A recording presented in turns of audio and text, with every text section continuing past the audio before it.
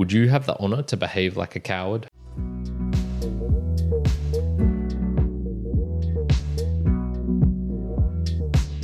Welcome, my Mere Mortalites, to another round of the Mere Mortals book reviews. My name is Kyrin, host of the Mere Mortals podcast, and this is the one where we dive deeper into the books that we're reading to find the juicy, useful information. Perhaps we can philosophize a little bit on the past and examine some things that used to be in the past, which is what we're going to be doing today. We are looking at Eugene Onegin by Alexander Pushkin, also known as Eugene Onegin, something like that. My Russian is not super good.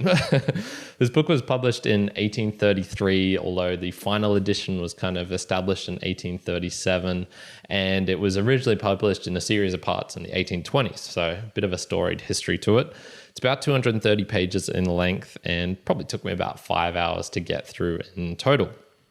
So, and this in particular was the translation by James E. Fallon.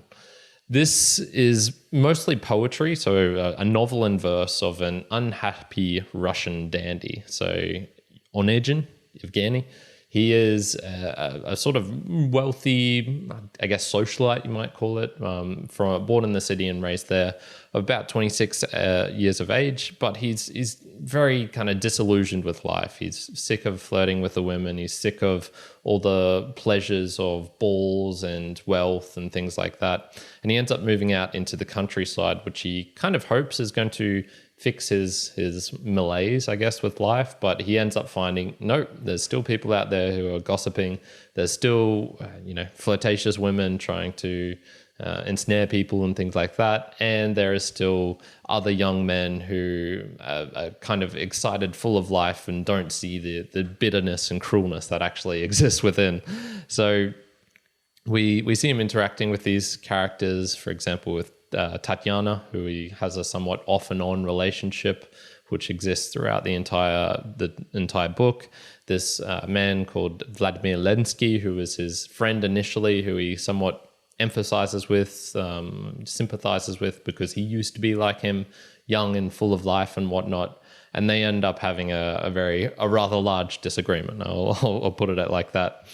Originally, the book, the actual chapter style and whatnot, was written with 8 chapters, or 9 originally, but some were taken out, with each of these having about 40 to 50 stanzas. And in each stanza, there is about 14 lines of actual text. So I'll just read one out here, picked randomly.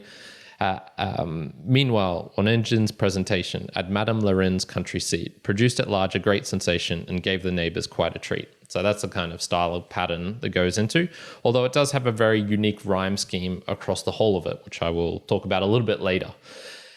Who is Pushkin and why is this book interesting? What makes it distinct? Well, he is probably the most famous Russian author in many ways. Maybe not today, but certainly in his time, and even probably a century ago, he would have been the most famous. A lot of the people who I've reviewed on this channel before, such as Tolstoy, Dostoevsky, Nabokov, and Solzhenitsyn, I think all of them praise him. And it seems like all Russian authors give praise to Pushkin because of his poetry, his verse, his writing. This is the one book, I guess, that you'd say of his is most closest to a novel, with most of his others being kind of more pure poetry. He died at the very young age of 37 when he was involved with a duel, which is actually setting us up for our very first theme, or the one and only theme I've really taken from this, which is dueling, a deadly code of honor. Yeesh. So within the book, I kind of hinted at it, but Onegin has this duel with his former friend Lenski. And spoilers here, there's sort of like Vladimir tricks Onegin into going to this ball, which he didn't want to go to. So in retaliation, Onegin flirts with his fiancée, which then triggers him to, demand some honor, demand some compensation, and fight him in a duel, which is arranged by a man called Zaretsky. And so I'm going to read out here the kind of actual duel that happens. So this is on page 146, and this is where we get into it. Approach at will, advancing coldly, with quiet, firm, and measured tread. Not aiming yet, the foes took boldly the first 4 steps that lay ahead. 4 fateful steps, the space decreasing, one edge and then, while still not ceasing. His slow advance was first to raise, his pistol with a level gaze. 5 paces more while Lenski waited, to close one eye and only then. To take his aim, and that was when, one edge and fired, the hour fated. Had struck at last, the poet stops, and silently his pistol drops. So they basically get into this fight, and Onegin kills Lenski. And I guess this is getting into the deeper question here, which was, is this barbaric or not? You could look at this and go, oh my God, 2 former friends, they fight each other and they fight to the death. There's no, kind of rhyme nor reason to it. There's this just people killing each other left, right, and center. You could just ask someone for a duel and sort of the code of honor would dictate they would have to do this. And I was actually researching a little bit more into dueling, and the point of it was not to kill, but was to gain this satisfaction, to be able to prove your worth, and is mostly reserved for male nobility. And this is not just in Russia, but this was across many countries across the world, throughout Asia, but it's kind of especially renowned for in Europe, even here in Australia for a little bit. And it's kind of this willingness to risk your life, which is the point of it. And it's funnily enough, when I actually look at to how sort of honor gets restored now, you look and say, oh, it's the law system. We sue each other. That's how we do it. And it's honestly, I think there can be a case to be made for dueling, which is, it's somewhat more equal in a way, because if you're, 2 people have a disagreement over something, and this could result from a flirtatious woman, like a cheating wife or something like that, or fighting over the same woman, or a debt which has not been repaid, an oath which was sworn which was not fulfilled, things like that. Many of the same reasons that you will see people going and suing each other nowadays, or especially for individual cases. I'm not talking about corporations and things like that. But there's frivolous lawsuits and whatnot, where if you're not wealthy, well, then you're kind of stuffed. You will run out of money before the process even is finished. And so you could almost say is like, oh, well, dueling is somewhat equalizing in a way, because it's just 2 people going up against each other with you only need to be able to raise a pistol and fire to satisfy the kind of code of honor which is happening. A little bit different if you're dueling with sabers and things like that, which requires a bit more technique. But although you could say that firing a pistol as well does require a bit of technique. But it's funnily enough, even though I'm very against violence, I'm somewhat okay if it's willing participants. If it's 2 willing participants who are engaging in a contract of violence, they know the outcomes of what is likely to happen. So it's funnily enough, I'm not as against this as you might have thought from the surface. It does get to the question though of social pressure and how willing the participants actually were. And this is getting into the kind of the code of honor part of dueling, which is Onegin could not apologize. And I'm going to go here to page 138, where we see the initial letter comes in, and he is kind of reflecting on his own response to this letter of the challenge to a duel. And so he goes, he could have shown some spark of feeling instead of bristling like a beast. He should have spoken words of healing, disarmed youth's heart, or tried at least. Too late, he thought, the moment's wasted. What's more, that dueling fox has tasted his chance to mix in this affair, that wicked gossip with his flair. For jibes and all foul dominion, he's hardly worth contempt, I know, but fools will whisper, grin, and crow. So there it is, the mob's opinion. The spring with which our honours wound, the god that makes this world go round. And so he's really reflecting upon, I made a mistake here. Like I was the one in the wrong last night. I should have been a little bit more, well, one, I shouldn't have done that. But now, even in the response to this duel coming in, I should have apologized and said, no, he first initially says, I'm very prepared. I'm quite prepared to to challenge you in this duel. But upon a minute later reflection, he goes, "Damn it, I wish I didn't say that, and I don't actually want to fight him. I was in the wrong. I want to apologize." Yet there was all of these attempts that he makes subsequently to rectify the situation. They all end up being kind of ignored or dictated by people outside of the two participants, i.e. Lenski and Onegin. And it's now society's playing its role. So, he, by society's standard, he's not allowed to initiate the apology. It has to be done by another person coming forward and ask him if he wants to apologize. In this case, it's Zaretsky, that kind of fool that he was referring to there as being who's kind of bloodthirsty and wants to see this battle happen and whatnot. There's other things that he does. He shows up late to the duel, which usually means that he should have forfeited it. But no, this doesn't happen. He appoints his second as a random his groomsman, I think, who takes him to the actual duel, who drives him there. Once again, this is kind of outside of society's dictates and should have received a kind of cancelling of the duel, but no, still went forward. And he also shoots very quickly and does it in a somewhat not haphazard way, but without really intending to harm him. Another thing that he could have done was shoot in the air, but by dictates of dueling, if you purposefully miss, this can be a demand for a rematch. So you're kind of screwed once you're stuck in this situation. So it's very interesting that it's how much of this was actually willing participants of dueling and how much of it was actually kind of enforced by society, and you were kind of stuck and screwed no matter what. If you purposefully miss, that is grounds for doing a redo. It's like, geez, you can't escape it. So the honor part of this is kind of fascinating as well. So it's like, what drives someone to demand a duel, or two people to have a duel? And I was kind of looking it up, and it was the bond between an individual and society, and its honor is kind of showing that your worthiness through valor, honesty, compassion, chivalry, all of those kind of good traits. And the funny thing is, this is where it's flipped on its head, and it goes, okay, well, there's this honor, which you're meant to show your worthiness of all these nice traits.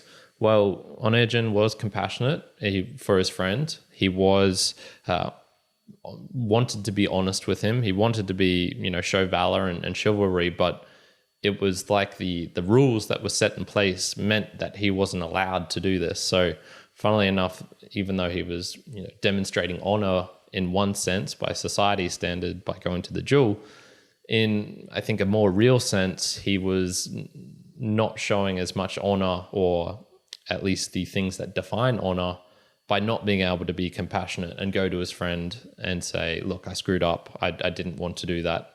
Can you please forgive me? So he didn't break the code. And there's this kind of thing that was derived from this book of Eugene Onegin, Evgeny, which was the superfluous man, this is this kind of Russian concept of a man who has usually of wealth and privilege, who has kind of tasted the world enough and becomes somewhat bitter and cynical, and they'll break a lot of social conventions. So they'll be drinking, they'll gamble, they'll act badly at balls, or these he'll break other social conventions. And yet it was, funnily enough, he wasn't superfluous enough in this case, because he couldn't escape the above. He couldn't express all the good values that he actually had within him, and he had to kind of go through with this socially enforced contract to basically murder his best friend at the time.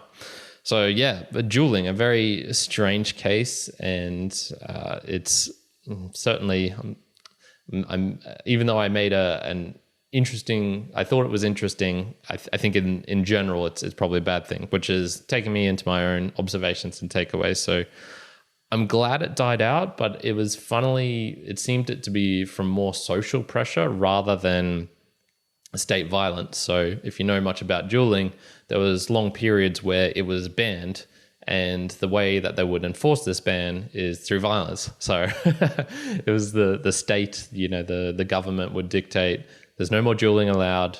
And if you duel, we're going to kill you or we'll put you to death, or we'll put you in prison. We'll take away your right to freedom and whatnot, which is absolutely hilarious when you think about it. So it was very interesting that and look, I don't know that much about dueling. I'm sort of just going based on some stuff I've read. It seemed that society was dictating it, probably because people in general were realizing, even if I want to apologize, I can't, and I can't resolve this situation. It has to be at the behest of the other person to ask me if I want to apologize. And if they just want to kill me and they want to fight, I can't back out of it, really. And yeah, so it was very intriguing that this whole period occurred, and it sort of speaks about, would this ever be initiated again in nowadays, especially in more of like a technological world? Is this necessary?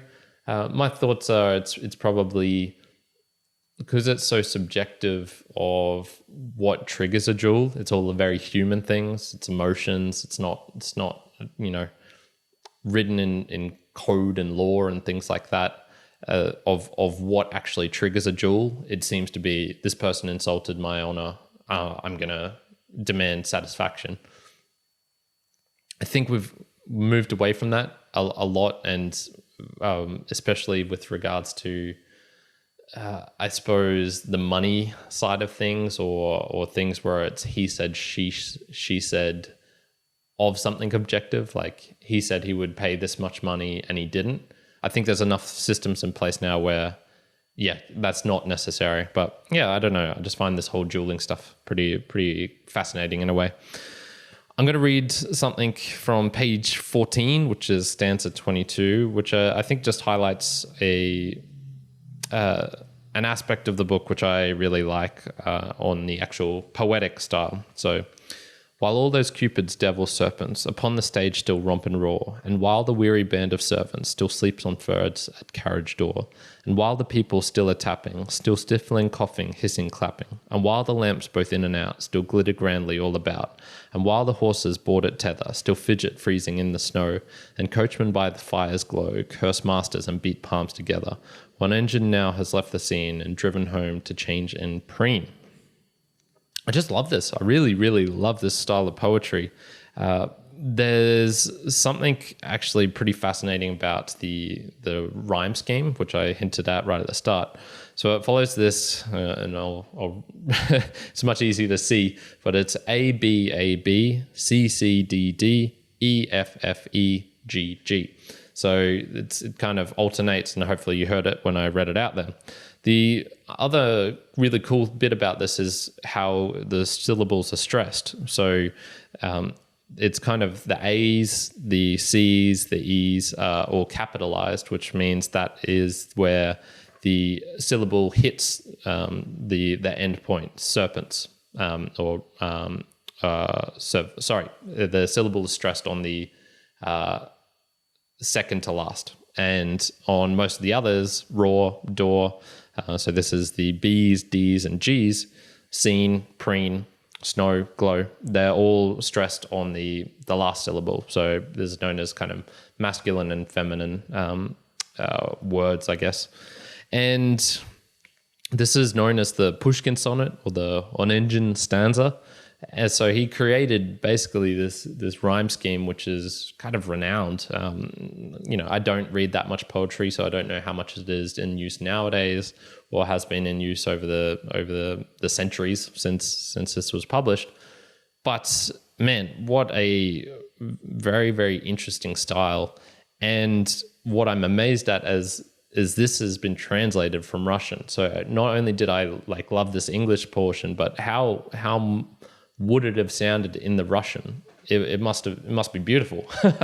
And so very big props to the translator for this, because that would be so hard, keeping the rhyming scheme whilst also keeping this alternating, stress of the syllable for certain sections of it, and combining this with the fact that, the word raw is not going to sound like raw, raw and saw are not going to rhyme in Russian, most likely. So yeah, I'm absolutely amazed at how well this works in English, and makes me wonder what it is like in the Russian. And then finally, just on the book itself, it alternates between many things. It can be very serious at times, and then it can be silly at other times. There's actual events that are happening place and a plot that's driving it forward, and then sometimes the narrator will just kind of be musing on these random topics and kind of go down his own path. I found there's so much contained within this book, and if I was super literarily inclined, I would probably be going, man, this is really worth diving into and doing a university or a course or semester or something upon that, because it seems like there's a lot packed into here in terms of the actual composition of the work and how it all works together. So yeah, I was this book has so many things. So in summary, it's easily my favorite poetry that I've read by far. Not only does the style roll off the tongue, but the characters, the scenery, the plot, the narration, they all kept me hooked, and it felt like there was a deep well of what you could actually take from the book within there. My only gripe is that I couldn't read it in the Russian because I don't know Russian. So I'm going to give Alexander Pushkin's Eugene Onegin, or Eugene Onegin, a 8.5 out of 10. I find it a pretty fantastic book, so highly recommended poetry-wise. And that is it for today by Mere Mortal Eyes. Thank you for joining me to this part of the review. What are your thoughts on Russian poetry? Have you read any of Pushkin before? Is he the greatest Russian author of all time? I would love to know all of these things. Best way to do that is just leave a comment below. And then I would also just highly recommend checking out the Mere Mortals podcast. So that is the podcast that I do with my friend Juan. And I usually take out topics, ideas, things from the books that I'm reading and kind of infiltrate that into the episode. So if you want a more conversation style thing, if you want some more additional notes on this, I would also recommend checking out that one, and also the book recaps that I do at the end of the month, where I add in some extra details and things that I found interesting from it. So that is it for today. I really do hope you're having a fantastic, a non-superfluous day wherever you are in the world, especially if you're in cold Russia. And until the next time, see ya.